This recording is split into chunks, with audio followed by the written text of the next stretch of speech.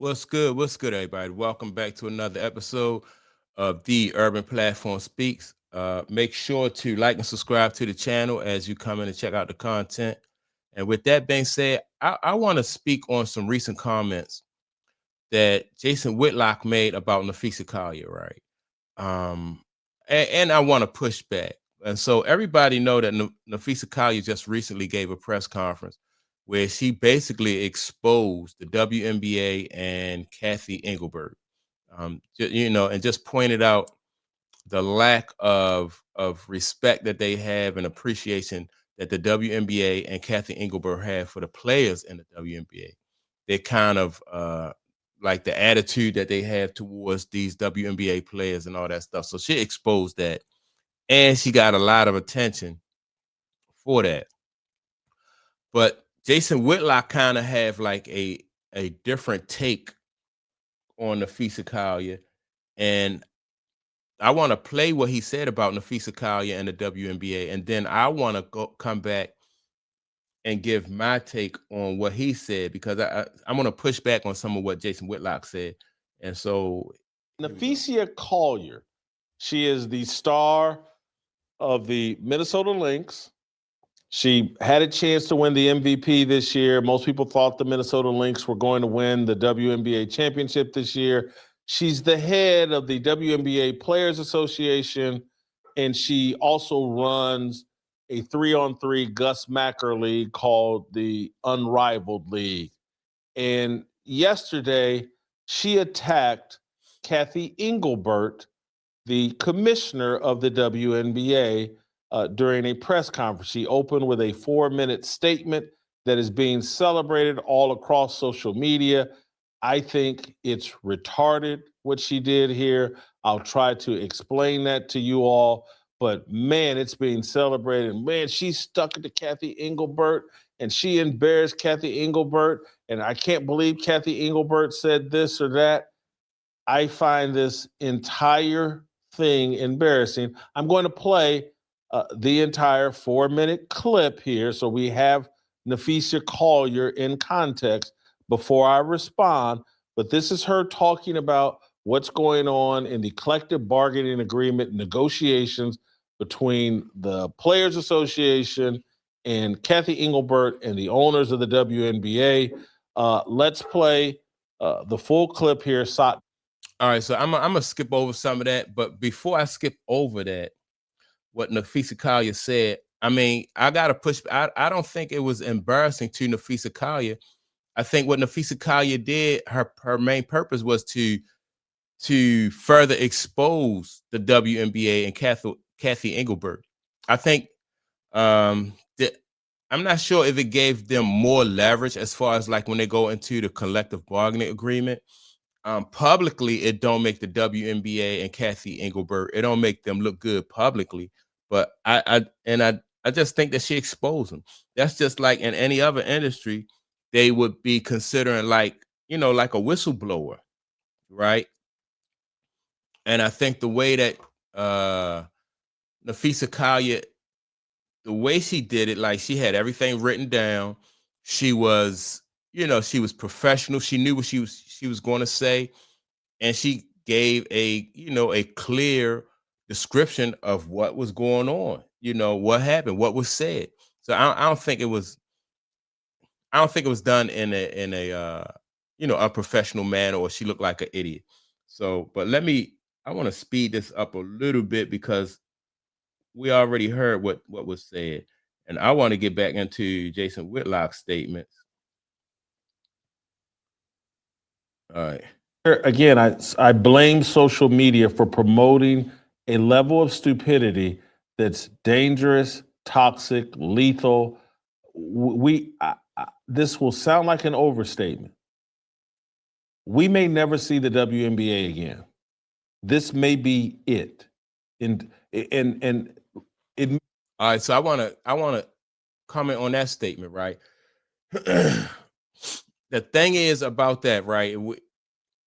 If the WNBA don't compromise at all, the fact that Naphessa Collier and Breonna Stewart are running the Unrivaled League, I think that gives them a in their mind, a little bit more leverage because now, like the players who are not playing, if they don't play WNBA, they'll play in the unrivaled league. I think the unrivaled league, in my opinion, will go from a 3-on-3 league to a 5-on-5 league if the WNBA just crash out and burn and say, forget it. But I think the WNBA and the NBA have just too much money invested in that league to not continue it. We'll see. So both sides really think that they have leverage against the other side. Well, let me get back to some more of what Jason Whitlock is saying. They continue on, but it will have so little relevance on the other side of this that it might as well just go extinct. Naphessa Collier thinks because some billionaires have given her money to burn through promoting this unrivaled 3-on-3 league, she thinks she knows how to run a league. This isn't me defending Kathy Engelbert. I don't think Kathy Engelbert is very impressive at all. I don't think Adam Silver, who runs the NBA, is impressive at all. I think, and I apologize for being this blunt, I think they're in the right tribe to get these leadership positions that they have. They know nothing about growing the game of basketball in any real way. All right, so let me push back on that, right? I think that what will grow basketball, I think, is that if they put a product out there that people like and people feel that's entertaining. And then if they don't have, like, if the WNBA or either league, any women's league that want to grow, if they don't have other leagues or mainly the NBA standing in their way, keeping them from growing, then they won't grow. Like the NBA, the WNBA was playing on the Lifetime network. They wasn't even on a major network, so they was on the Lifetime network. So if you trying to grow, why would you be on a Lifetime network? And so I think that was done purposely.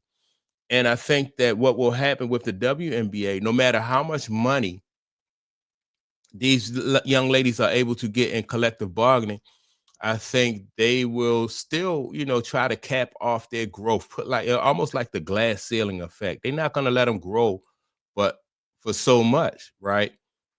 And part of the reason, I think, for probably a lot of reasons, a lot of different reasons, they're not going to let them grow. But it's not because of for lack of effort on the players' part. I just think that the powers that be don't feel like they need to have a women's basketball league, to being at the one of the top sports in America. So let me play some more of what Jason Whitlock had to say. They're DEI hires as well. So we're on the record in terms of what I think about Kathy Engelbert. Not impressive at all. This Black queen feminist who thinks, hey, I've got a bunch of money to blow on 3-on-3 basketball, and therefore I'm qualified to run a league. She's just as stupid and just as much a beneficiary, a benefactor of DEI as Kathy Engelbert. When you live on welfare as long as the WNBA players have, you then turn around and think, hey, it's my job to hold the people financing this welfare league. It's my job to hold them accountable. It is not your job.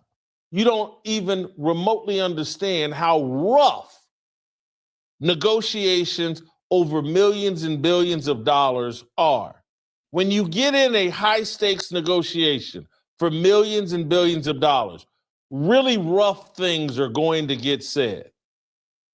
Far rougher things than, hey man, Caitlin Clark should be thanking us that she has this platform to make that $16 million. All right, so let me push back on that, right? I don't like Kathy, her statements probably wasn't rough. I think her statement just points out that the attitude that the WNBA have towards their players. And I think that was the point that she was trying to make with that statement. And it used to be the same thing with college players before, the NIL deals. Like people complain about college kids not having anything to eat, college kids, coming from these poor backgrounds. And here you have these large universities making all this money, right? And so that's just like him saying, well, you have, telling college kids you have nothing to, you have no idea what it takes to run a university. I'm not concerned with running a university. I'm concerned about getting my fair share as a as a player. And that's the same thing the WNBA players want. They want what they think is fair. So it's not about that. They do have this unrivaled league. And it's not just Naphessa Collier and Breonna Stewart. I'm sure they have people who are who know how to run a league, and who can help them and advise them along the way. So it's not just these two young ladies sitting in a room, and with any business, you learn as you go along. You try to bring in experienced people. I started, several businesses um, throughout my career as an entrepreneur. And I didn't always have the utmost experience, but you learn as you earn. So that's, and for him to think that women can't, these women can't and won't be able to run a league, I think it's really I'm pushing back on that. So if they want to run a league and nobody was standing in their way, they will be able to do it. You have all kinds of men start summer leagues all year long. Like what is that? The basketball tournament, where you had those, the college players go and compete for a $2 million jackpot every year. You had two young guys who started that, and now they play every year. They play like the basketball tournament on ESPN every year. So you can do what you want to do. It depends on if you're going to have people behind the scenes trying to block you from doing what you want to do. And that's the thing about it, in my opinion. And everybody that's melting down over social media, oh, can you believe Kathy Engelbert said that? In a negotiation? Heck yes, I believe she said that. And she'll say much worse. They're fighting over millions and billions of dollars with a group of tall children that they have spoiled, that they're allowing to fly around on private planes for basketball games very few people want to watch or attend. This is insane. This is when you hear me say, men, quit apologizing. All right, I just think that, all right. So he's saying they fighting with a bunch of tall kids. Again, I mean, every job, every business, employees, they want raises, especially when they feel like they're being underpaid. The WNBA, like he's saying that they're spoiled. Of all the professional sports, the WNBA get paid the less. They have their revenue share is less than any other professional sport. So, and it's not even close. Like they a 9% revenue share, and the next lowest one is 18%. So, I mean, what do you expect them to do? Like, don't ask for any raise because they're not, they're not men's play, they're not men. Don't ask for any raises. I push back on Jason Whitlock, so, and I disagree with him. It's cool to have a different perspective, so you can debate that.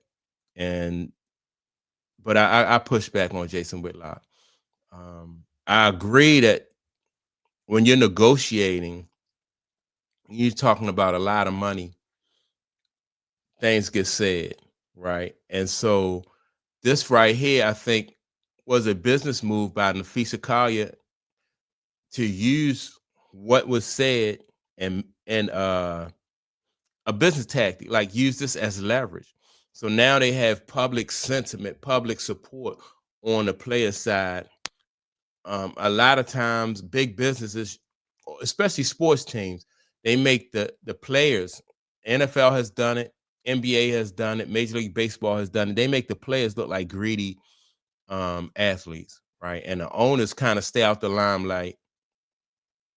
And most of the time, the public's, believe it or not, most of the time the public don't even side with the players. And it was the same thing with the WNBA. You know, a lot of people are not siding with the players. Personally, I'm neutral because I'm not going to get a check either way. But I'm not going to side with the owners. I'm definitely not going to side with the owners, you know.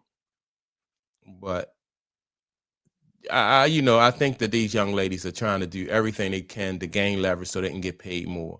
And so we'll see what happens. I had to push back on Jason Whitlock. I kind of disagree with his assessment of what was, of these young ladies being spoiled. And I don't always agree with everything they say, but I do think that they have a right to ask for more money. And so, like I said, we'll see what happens from here on out. That's my take on it. Make sure to like and subscribe to the channel. Don't forget to leave a comment, and I will check you all out in the next video. Peace.